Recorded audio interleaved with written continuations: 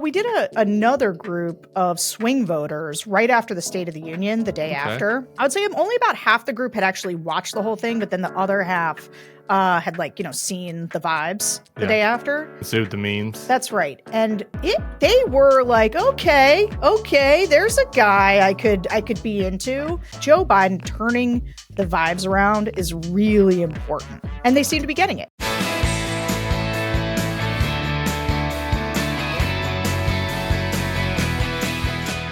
Hello and welcome to the Bulwark Podcast. We have emerged from our government-imposed darkness and made it to daylight savings time. I'm so excited about that. And we've got Bill Kristol here. Bill, how you doing? I'm fine, but you're pro daylight savings? I can't keep track. Are you pro daylight savings time? Permanent daylight savings. I want to be able to take my child to the park after school. It is very confusing to me that anybody would not be for this because they want it to be light at 6:30 in the morning for some reason. I don't understand these people, and I'm happy that we've successfully once again just ripped the shackles of their daylight oppression. But I'm for having one thing through the year. I'm very much against having an hour stolen from us unaccountably and without any, in the middle of what you wake up Sunday morning and suddenly it's, oh my God, it's so late.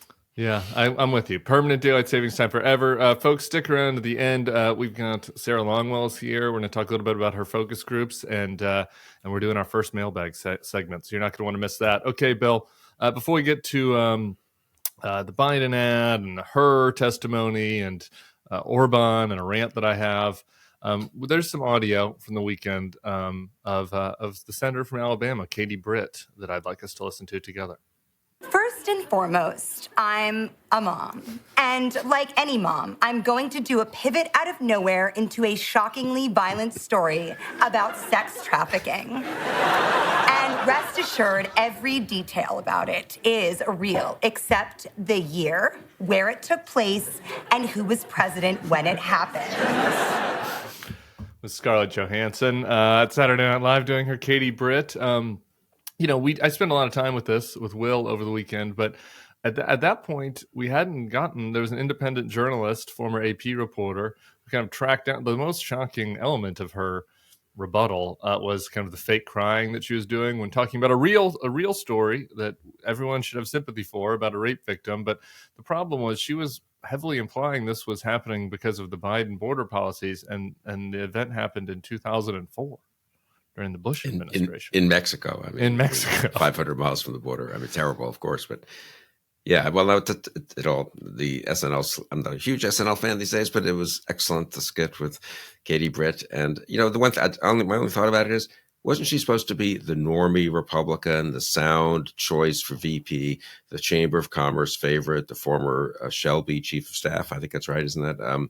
And sort of, it shows how crazy leaving aside Scarlett Johansson, but the actual speech she gave and the attempt to be hyperbolic and, I don't know what you call that even, this ridiculous emoting and performative stuff. It shows how crazy, it was sort of a nice snapshot of how establishment Republicanism in the age of Trump. Yeah. And it's a snapshot, I think, of how uncomfortable they are still. Right, like they're all faking it, right? I think it's sort of as a parable or just a microcosm, I guess, of a broader trend, which is all these guys don't really know what they're supposed to do to appeal to MAGA world, and so they're faking it. And so she was just faking it in the most ostentatious way possible. One thing I was thinking about before I went to bed last night, and Bill, I always want your historical perspective. So I rewatched Marco Rubio and Bobby Jindal's speeches, which were markedly better than the Britt speech, honestly. If you just watch them all back to back, I was worried I had recency bias. And then that made me think, is this the worst political speech of all time? And because when I think about the things that have been terrible, like the Mark Sanford press conference or the Gary Hart press conference, I think they're always press conferences or debates, Admiral Stockdale. I couldn't think of a set speech where nobody's questioning you. You get to prepare. It's on your own terms, and you still face plant in a way that epically. So I didn't prepare you for this, but anyway, that I just want to leave that little mark as possibly the worst. It's a fair. I wouldn't quarrel with the worst. And, just one tiny footnote. It's not as if she wrote this personally or she and her very small Senate staff who aren't used to the national pressure had to do this. And okay, this was done for her by the entire Republican establishment, by the senatorial committee, by the RNC. Yeah. She would have had access to Mitch McConnell's staff. I know how these, how these. Well, and specifically the two people that were coaching her were the RNC, my former colleagues of the RNC, Katie Walsh and Mike Shields, who were, at the top of the RNC establishment, right? So it wasn't as if like it's some random Alabama yokels or something. Right.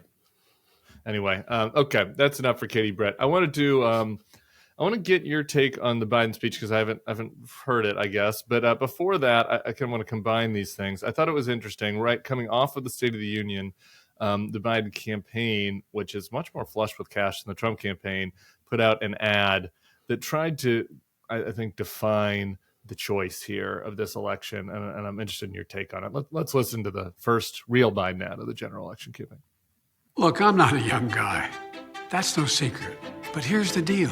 I understand how to get things done for the American people.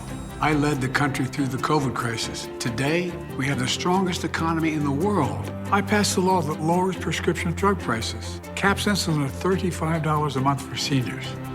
For 4 years, Donald Trump tried to pass an infrastructure law, and he failed. I got it done. Now we're rebuilding America. I passed the biggest law in history to combat climate change because our future depends on it. Donald Trump took away the freedom of women to choose. I'm determined to make Roe v. Wade the law of the land again. Donald Trump believes the job of the president is to take care of Donald Trump. I believe the job of the president is to fight for you, the American people, and that's what I'm doing. I'm Joe Biden, and I approve this message. Can we do one more take? Look, I'm very young, energetic, and handsome. What the hell am I doing this for? It's like he's reading JVL, I think, whoever script wrote that, or maybe that's just the obvious thing to do, address the age stuff head on, make a joke about it, contrast about Donald Trump caring about himself versus Joe Biden actually getting things done. What's your take on that attempt to address the Biden vulnerabilities? Yeah, I think it's good, and it was a good speech, and I'm happy gave a good speech, and I'm happy the campaign is revved up. And I'm honestly, I don't know. I don't know whether it will change the dynamics politically of the race. That's what I just have no confidence in my judgment on that. I could like it, and Biden supporters could like it. Do Haley voters get moved back to Biden or back to Biden? Do younger, on the other side, other end of the spectrum of what the Democrats have to do? Do younger voters get reminded of what's at stake? I do think ultimately, obviously, they just have to keep hammering away at what's at stake, and that Trump is not. It's not a choice of two for two. That last incumbent and the current incumbent. It's kind of a tough call on their policies, and it can't be that. It's got to be the existential threat of Trump to democracy at home and to freedom and democracy abroad. I thought there were two good pieces of the Bulwark this morning people should read by Traczynski and Gabe Schoenfeld on at home and abroad, sort of what really is at stake and why what has to. So that's mine. Yeah. Yeah, I hear you on feeling uncertain. One of my friends was made a funny joke on tech. We had a text chain going during the Katie Britt speech, and we're all making fun of it. And then after about 25 minutes, somebody replies in the text chain, like, "Are we sure that this is bad? Right, as bad as we think? Right? Like, if we just totally lost our ability to judge what MAGA people like?" And I was like, "No, I'm pretty sure this is really bad. Actually, I'm almost certain that this is horrible." But I hear you on the kind of who knows how much this will break through, and we don't have any quantitative data to demonstrate it. But I think that clearly just the vibe shift from Democratic world and Biden world is real. Like whether that trickles down at all, and because some of the Biden number problems not enough to win, right? But when you're looking at like the Times poll where he's down 5, for example, some of that is just kind of cleaning up people that are Democrats who are concerned either about age or Gaza or still kind of hoping that there's going to be another option getting in the race, right? And so you would think that a week like this might at least help on the margins, like start that process. Which would be good. It would have its own effect in terms of reassuring and cheering up and stopping people like me from carping that maybe there's a better Democratic candidate and the next generation. He stopped Ezra Klein. Ezra Klein has been bullied. He already did a column doing mea culpa. I mean, this is ridiculous. This is a weak-kneed liberal pundit class. The argument of Klein's, as I recall it, and certainly mine, was always that there was a risk that he wouldn't be a good candidate in 2024. It wasn't that he's senile or that he and his staff are incompetent of governing the nation for the next 9 months or maybe even for the next 5 years. So, I mean, the one speech does not, and one ad obviously don't really answer that. And it's March, and let's see. But look, it's encouraging. I was cheered up. I watched the speech and cheered up by that. I didn't watch Katie Britt's response, so I didn't have the real-time experience yet. That will be great when polls come out Wednesday and Katie Britt's fave on fave is, 32 fave, 21 on fave. People thought the speech was very moving, higher ratings for her as a VP. She would bring over some swing voters as a VP choice. That's going to be the moment where we all go into total 100% despair. Yeah, I don't think that's going to happen. I think that for all of Donald Trump's flaws, one thing that he has is a casting ability. And I think that he watched that casting audition and said, no, thank you, ma'am. Okay. I guess really quick, one more thing on the age question and Biden's vigor. The other side of that coin is this week with the Hur testimony. Thoughts about, what to watch for there or, concerns, opportunities, what you think Democrats should do? I mean, he's testifying tomorrow. There's a special counsel, Hur, who had the report that talks about Biden's age a bit. And, there's been an attempt by Democrats, and maybe true to some degree, to say he's pretty conservative. So Trump appointee as special counsel, as Delaware Assistant Attorney General, Assistant U.S. Attorney, I guess that's the way to say it. On the other, he was supported in that by the Democratic senators from Delaware, and his reputation is pretty good. I don't know. I think if Hur seems like a reasonable guy, it'll give some credibility to that report. If he seems partisan, it won't. It was probably smart of the Biden people, don't you think, to schedule the State of the Union, though, on March 7th. They got past March 5th. The race was ended. Time for refocus. They did a good job. And I wonder if the after effect of it is to minimize the likely effect or importance, really, of Hur's testimony. So they got a good week here from March 5th, I would say, to hopefully through tomorrow. Yeah, I do think that was smart, and it was notable. There wasn't kind of a lot of commentary on that, but it was later than usual. Much later, yeah. And so I think that was intentional and smart as far as audience is concerned. It was a huge audience, actually. It was another thing that we've learned since Friday. I think 5 million more people just on a TV audience than last year. And so obviously there's interest. We're in an election year. I think we all kind of sense that, but I think that clearly that was a smart strategic move. I'm with you on the Hur thing. The news, you can, the bias towards news, which I always complain about, is always the new part, right? And this has been a frustrating thing during the entire Trump era, but it might work to Biden's favor here. It's like, is Hur going to be able to say anything that's new? Frankly, is it possible that maybe some of the new parts of his testimony are him caveating some of the stuff that he said, in the written report? I don't know. I guess potentially, if he is the conservative rat fucker that some of the Democrats are accusing of being, maybe he'll drop some new anecdotes or something. But I don't know. It doesn't seem like the type of thing that offers a lot of kind of new fodder. I guess we'll have him speaking about it on video, so you could run that on Fox. But besides that, yeah, no, I think that's right. Yeah, just one last thing on the kind of March 5th. I mean, when Haley was in the race, it was actually, for all of her flaws, kind of a reminder of what a next generation candidate would be like. I do wonder if maybe what the Biden campaign has been counting on is happening now to some degree. It'll be very interesting to see whether we're talking about the degree as a point or two or 4 or 5 or 6 points, which is people are beginning to focus on, okay, this is very, very most likely the choice. And let's stop all the, Bill Kristol wish casting about next generation. And let's stop all the, Afghanistan was a bad decision. So we can't get over that and really get serious about the fact that it's Biden and Trump. And I feel like the last week has been a pretty good, partly because of the schedule, just March 5th and the end of the primaries, and partly because of their scheduling the State of the Union and the delivery of the State of the Union, and the pretty good beginning. If I were in the Biden campaign, I'd be pleased that I'd at least hope and maybe think that finally we're getting what we need, which is the real focus on Biden versus Trump, instead of lots of complaints about the incumbent Biden. I mean, one could say experience also shows that he is the incumbent, and he's going to be for the next 8 months, and that incumbent burden could come back. But for the last week, it's been a little more of a choice and a little less of a referendum, as the political pros say. I've said from the start, amidst all of your, patty cake, that I was going to wait until April 20th, 420, to start panicking for this very reason. I want Haley to be out, and I want that to sink in, and I think that takes time, and there's a poll lag, and that's also another month of economic positive we have good economic news on Friday. You know, if we get towards late April and we're still down 5, this podcast might. I'm going to have a brown paper bag next to me for every episode of the podcast, but we'll see. Sosnick says Memorial Day or July 4th. That's when the impressions sink in. Traditionally, if you look at incumbents, hard to move people after that. After that, it's the noise of the conventions, it's debates, non-debates, it's the day-to-day of the campaign.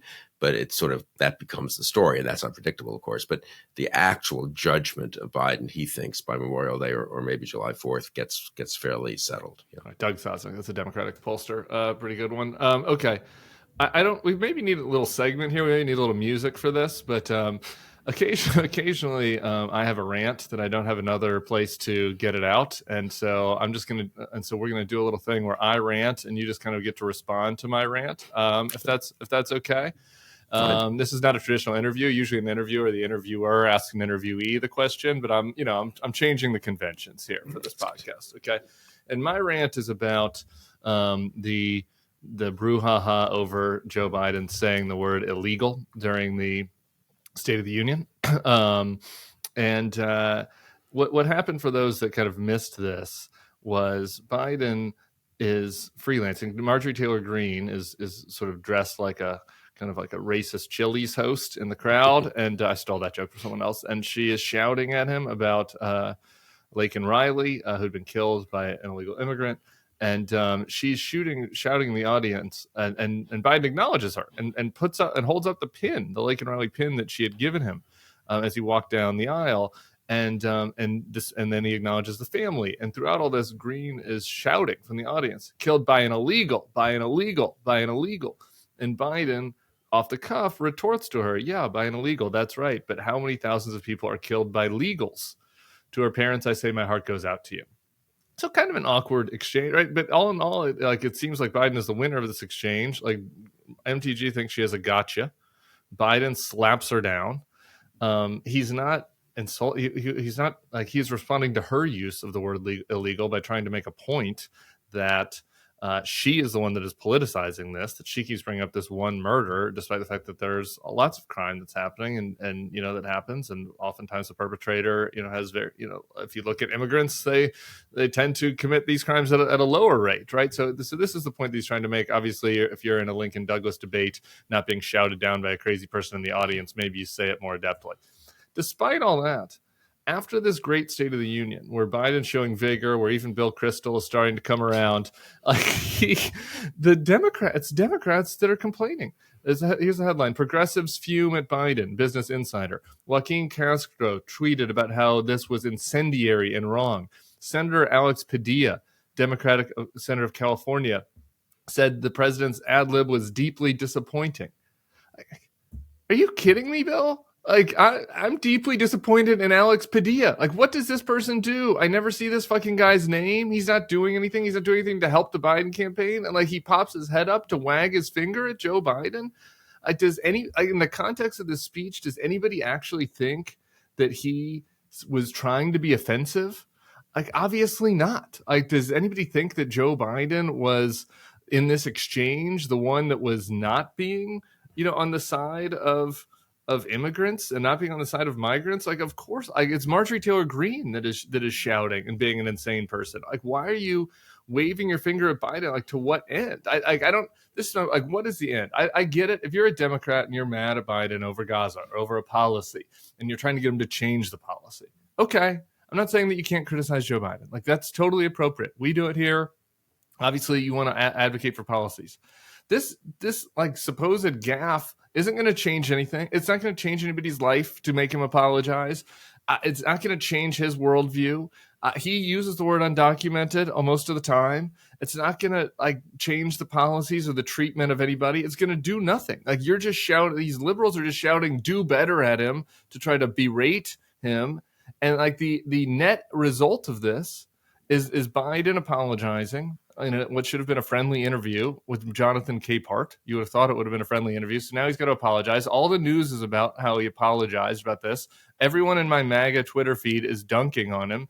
And the people that criticize it for this, the Alex Padillas of the world, what did they get? At best, they achieved nothing. At worst, they gave a news cycle to the person that is planning mass deportation camps. Like, that's what you did. Like, you gave an assist to the person that is planning mass deportation camps and that is Biden's opponent to no end. It's not like if they were bullying Biden or pushing him because they wanted to change some feature of the asylum policy and make it more humane. Like, okay, at least that would have an impact on people's lives. They're just doing random fucking speech codes just to give an assist to Donald Trump and like virtue signal from California. You do better, Alex Padilla. Like with friends like these, Bill, like, what are we going to do here? Am I overstating this? Am I letting myself get a little too riled up about this? But this seems like a really stupid cell phone by the Democrats. No, it's an excellent rant, and I would make one last point. He is a Democratic senator. We are independent people, and other liberal commentators are independent people, and they get to say, I think that's unfortunate, or I think in the future people should say X, Y, or Z, and they get to, of course, criticize the administration as they choose, as we choose. He's a Democrat. I mean, why? So he is, as you say, if a Democratic senator wants to propose amendments, and he did, I'd maybe vote against that immigration compromise. That's legit, I think. And if he wants to say we should do this on Title 42, that's legit.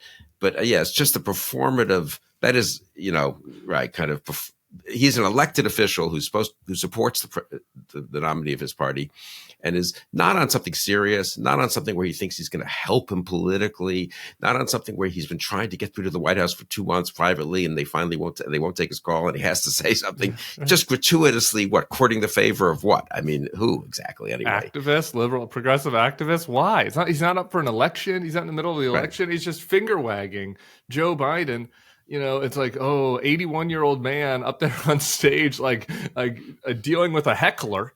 It's like, I'd like to see Alex Padilla go up there and deal with a heckler. Yeah, making the point. Making the right point, defending the decency of 99.9% of immigrants, documented or undocumented, and making the substantive point to the degree it was substantive that, you're just exploiting this horrible murder. And what about yes, I agree. It wasn't as even if Biden was going in the wrong direction. It's one thing if you don't like Biden's being too nice to Netanyahu in the past, you criticize that. Okay, that's a substantive thing, and you could change the policy. This is him doing the right thing. He's fighting Marjorie Taylor Greene, right? Right, he's fighting Marjorie Taylor Greene. And also, by the way, just as one more aside, the guy was a murderer. Okay, so if we're gonna do the Mr. President, you should do better and be nicer, maybe find an example where the person that is supposedly offended here isn't someone that killed a innocent college student who is just out for a run. So anyway, screw you, progressives, for trying to unnecessarily snatch defeat from the jaws of victory on this one. Okay, while we're ranting, before I lose you, I'd like to rant about Viktor Orbán. I guess I'd like to rant about Donald Trump and his treatment of Viktor Orbán, who was at Mar-a-lago this weekend and was given a king's welcome at the president's Elba. All of the Cougars in attendance were very excited to see him. And let's take a listen to what the former president said about the Hungarian autocrat. There's nobody that's better, smarter, or a better leader than Viktor Orbán. He's fantastic. As you know, the Prime Minister of Hungary, and does a great job. He's a non-controversial figure because he said this is the way it's going to be, and that's the end of it, right? He's the boss. And he's a great leader, fantastic leader in Europe and all over the world. Fantastic leader, a little cheery house band in the background. Bill? It really made me feel kind of sick. I mean, I met some of the liberals in Hungary who were trying to resist Orbán. It's not like resisting Putin. They're free to do that. But of course, the Orbán's taken control of huge numbers of businesses, media, the universities in that kind of more insidious authoritarian way that would be more of a model for Trump, incidentally. Presumably, we're not going to all be locked up on January 21st, 2025, but the kind of way in which he would pressure people through the Justice Department and DOD and all this kind of stuff is in fact Orbán-esque, if that's a word. And so, but to see an American president praising that, inviting him to a former president, a predecessor, as Biden likes to say, but the nominee of one of our two major parties, really, I can't even quite think of an example like that. There were nominees in my youth who were Democrats who we thought were kind of not sufficiently militant and standing up to the Soviet Union and but did anyone ever invite someone, in an election year to be lauded at his own home, I guess you could call it, whatever, at his own place, his own Elba, who's explicitly a critic, a denier of liberal democracy, and explicitly embraces illiberal democracy. Yeah, and I guess somebody could say, well, we've had bilaterals with Xi or things like that. We criticized on this podcast the kind of treatment of Xi's welcome in California, for example. But again, like that is even still different, right? That it's like, okay, it's a part. You're trying to figure out how to do bilateral relations, with another country, another leader. Like that is a category difference from really like campaign surrogacy is what this is. Right. And just like lavishing praise, unqualified praise on somebody that has cracked down on speech rights, that has cracked down on LGBTQ, cracked down on immigrants, and all the things that Trump is planning on doing. And on top of that, there was an Orbán interview I saw. It was in Hungarian, so we're not going to play it. After or around the time of the visit, where he talks about how Trump is going to just stop funding the Ukrainian resistance, and and that is a good thing. And so it's almost like sort of it was praising Orbán, but also Putin by extension. Yeah, that's exactly the other point I think one should make. This isn't happening in a vacuum. It's happening when the most important foreign policy issue facing us is Ukraine and Russia. Orbán has been the most conspicuous defender of Putin in the European Union. To praise Orbán is in that respect, at this moment, is to attack Ukraine and to praise Putin. And as Orbán said, Trump seems to have said privately, don't worry, I'm cutting off all the aid to Ukraine. So that is what was at stake. I did this conversation with Tim Snyder, the great Yale historian. It's really good. I listened to it over the weekend. Of Ukraine and Russia and Eastern Europe.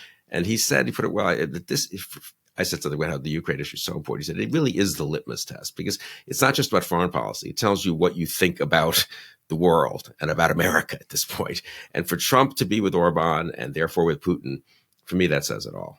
Yeah, we'll put that in the show notes. It's a Kristol conversation with Tim Snyder. You folks should listen to it. Okay, lastly, I got a kind of a cryptic message from you that was intriguing over the weekend. You said you'd like to talk about my encouraging 2 days at a Liberty Fund conference.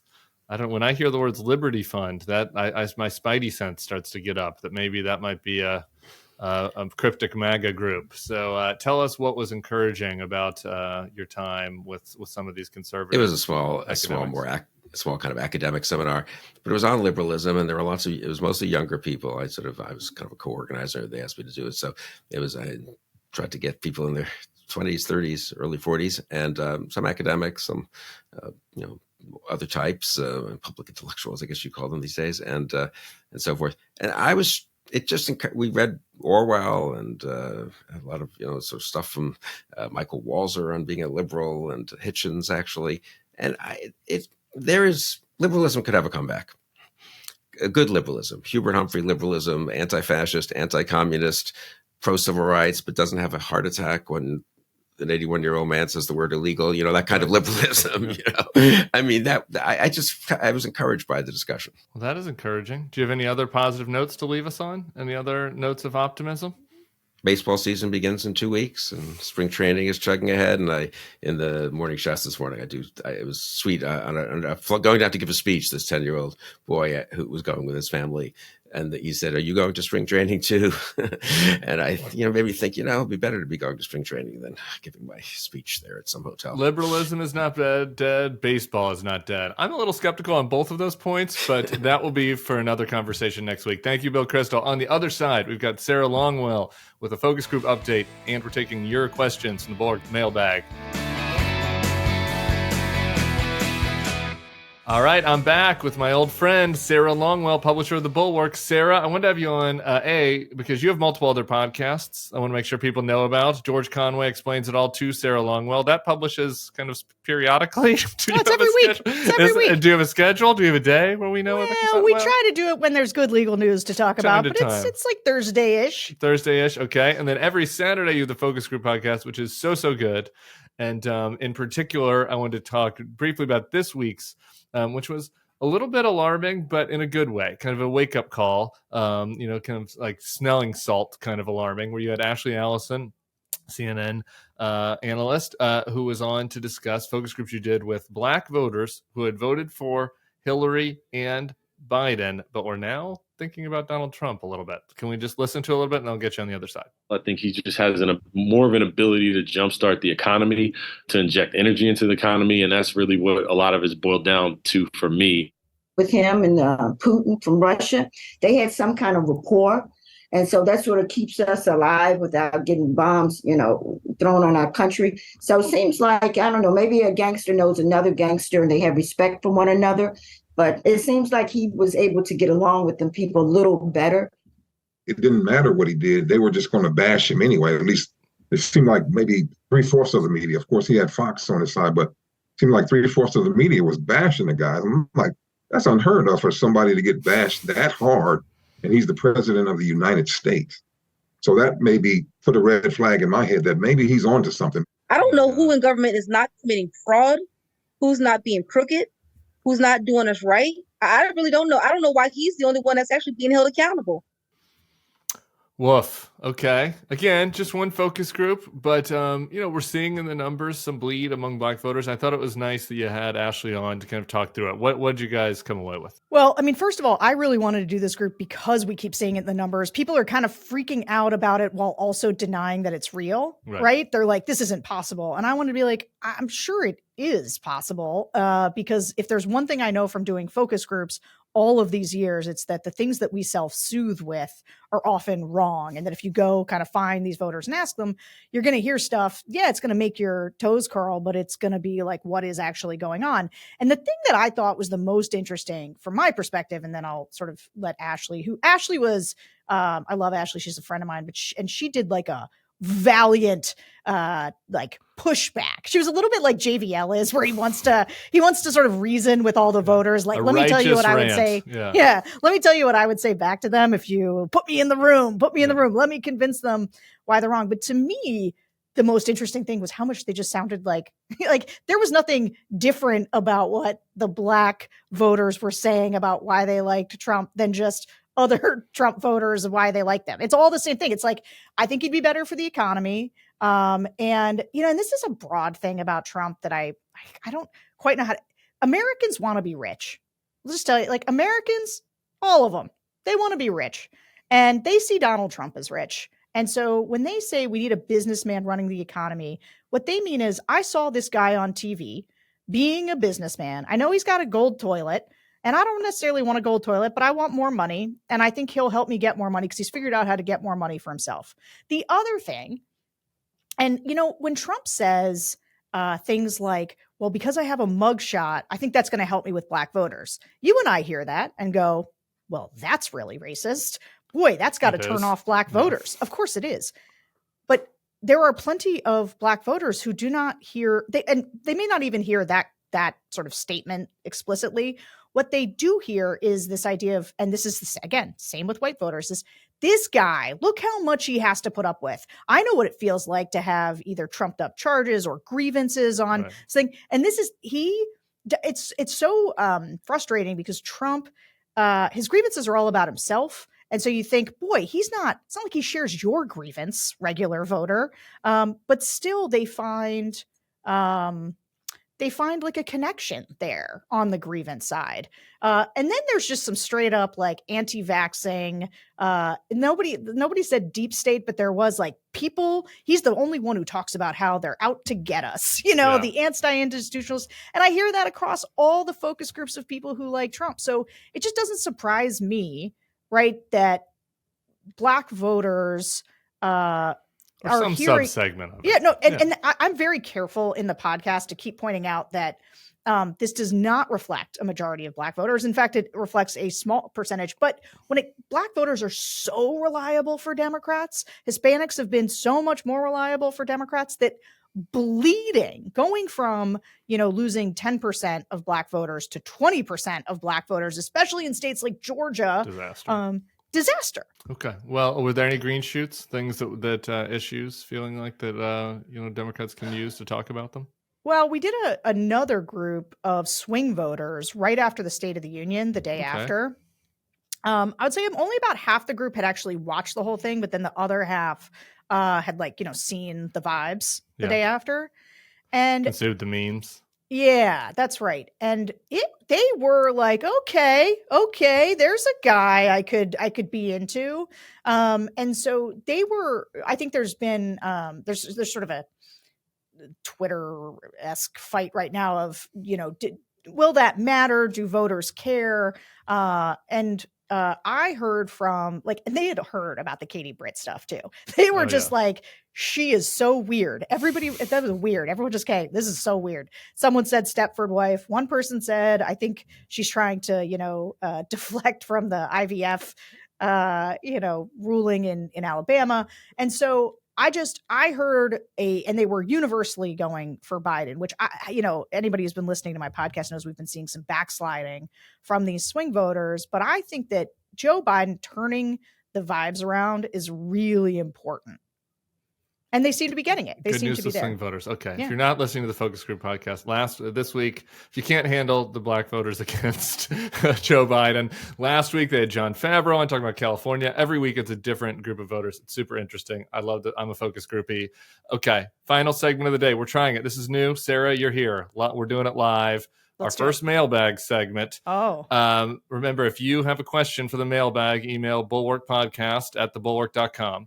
We received an overwhelming amount of mail. So I think it's awesome how engaged of an audience we have. So I don't know how we're going to try to do this often. You've got a big show here, Timmy. Yeah, it's awesome. And they care. Listen. They're not just half listening, they're not just cooking and halfway. They're listening and they want our feedback on things. So we're starting with 2.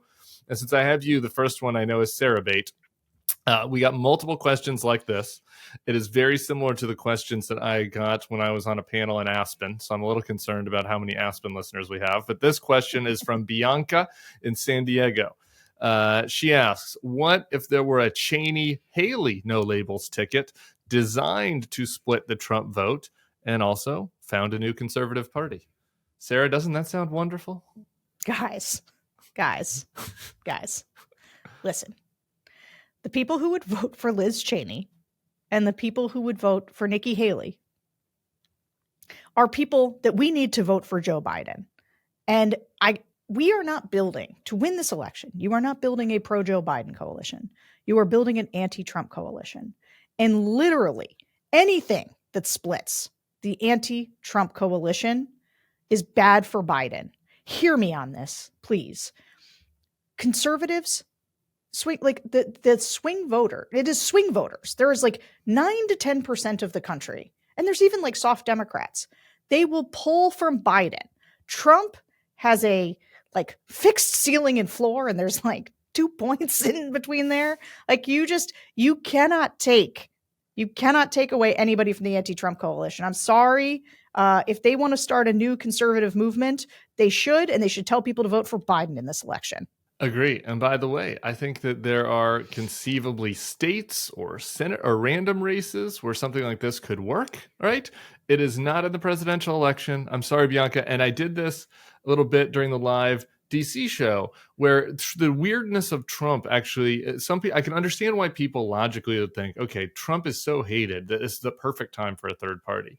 But it's wrong because there's no elastic in his support, as you just mentioned, right? And if there would be room, I think, for a Cheney-Haley no labels ticket if it was Mike Johnson versus Rashida Tlaib, right? It was 2 people on ideological opposite ends of the polls. Then there's a lot of room in the middle. That's not really what's happening. Joe Biden's running kind of from the center left. Trump is running as an authoritarian, heterodox weirdo who's off the left-right continuum. It doesn't work. There's no room for it. I'm sorry. I know it would sound nice to some people. It's not going to happen. Okay. And God knows I would vote for that ticket. That's my dream ticket you're talking about. But I'm just telling you that's not going to work. Sorry, Bianca. Okay. Question 2 of the mailbag. This is from the life advice category. I love the people that came at me with life advice. Some people thought I was joking. I'm dead serious. And, why not do a little life coaching here at the Bulwark? Okay. This is Cindy in DC. Cindy will retire from a 30-year professor gig at the end of June, which is sooner than she wanted due to health issues. She planned to stay in D.C. because her doctor and friends are here, but as an object of MAGA nightmares, single educated white female with savings and no kids, good on you, Cindy, I can live almost anywhere. The threat of another traitor Trump crap storm has her pondering a summer move to Door County, Wisconsin, a 50-50 county and a 50-50 state where my vote could make a difference. Why Door County? She visited last summer to gather information about some ancestors. It was beautiful and much cooler than D.C. in the summer, although there were some gigantic Trump flags. Is she crazy to consider renting out her D.C. house, volunteering for the Wisconsin Dems, registering to vote in Door County for the fall election? She'd be grateful for any insights what life might be like as an East Coast volunteer in a Midwestern locale. How miserable could she be? Could I make enough difference to counterbalance the potential nastiness? What should I seek to do for maximum impact? I know what I think, Sarah. Do you want to hear my answer first, or do you want to go first? You go ahead. I'll let you do it. Okay. I think that you should consider it, Cindy. Life is short. I love it. I love the mindset of the attitude. We're only here for a certain amount of time. It's a good life experience. We obviously made a recent move. I'll caveat one thing. I'm a little concerned about the loneliness quotient.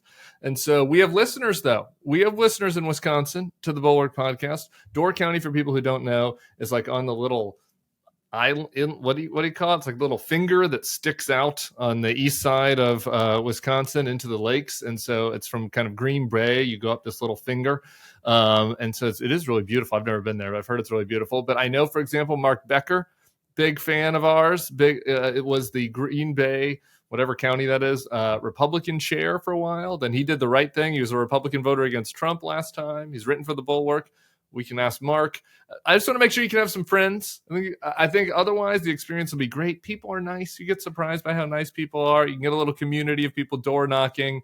I don't know if I'd want to live in Door County, no pun intended there, forever. But to move 6 months, have a life experience, I don't know. It seems pretty good to me, and I like the mindset regardless. What say you, Sarah? I love the mindset, and I got to tell you, I think there's a lot of people. If you're us, we hear from a lot of people being like, "What can I do?" And honestly, what I want to say to everybody is like, move to Montana. Like, it's beautiful there. And honestly, if 100,000 of you moved, like it could become a blue state and you could take it over. You could get 2 Senate seats, governorship. I think this idea of people going to swing states is amazing and one of the biggest sacrifices somebody can make for democracy. And here's the thing on the loneliness, I think, is that, it will be, you could start a blog and encourage other people to move. You could start a whole movement, a community of people who move for democracy and go to places like in swing states. And my guess is that you will find a Democratic community there that is so excited to have you. Ben Wickler, who runs the Democrats, the party chair there, is like a super good guy that would I'm sure like get you hooked up with all the other volunteers. I think it could be like a once in a lifetime awesome experience. Move to Door County, and if it's terrible, don't blame us. Okay, I'm just like we're doing the best we can. This is our first life advice question, and we might improve over time, but I'm feeling pretty good at it off the bat. Okay, Sarah, any final thoughts for people before you get out of here? Any other big focus group takeaways from your post State of the Union focus group?